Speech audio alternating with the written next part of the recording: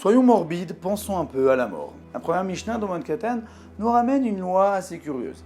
C'est qu'il faut signaler où se trouvent les morts. Lorsqu'il y a des cimetières, il n'y a pas besoin de les signaler, mais des fois il y a des gens qui sont enterrés dans le chemin et il faut les signaler. La Gemara dans Moed Katan d'Afé Amoud Aleph nous ramène même des allusions qu'il y a dans la Torah pour appuyer cette loi de signaler les morts.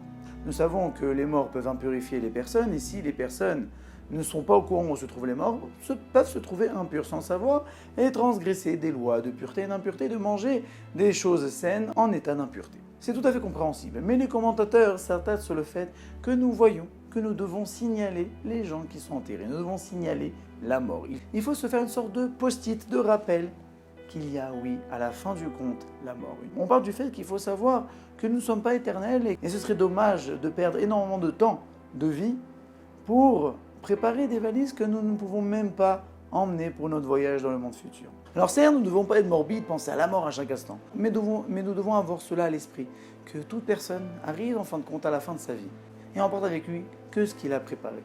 On raconte une histoire une fois, il y a une personne qui avait laissé, avant de mourir, 2 testaments. Il avait bien signalé qu'il fallait d'abord ouvrir la première lettre, que lorsqu'il sera enterré, d'ouvrir la deuxième lettre. Donc, les héritiers ont ouvert la première lettre et ont vu que dans son testament, cette personne-là voulait se faire enterrer avec ses chaussettes. Mais le problème, c'est que d'après la halakha, une personne ne peut se faire enterrer avec ses habits.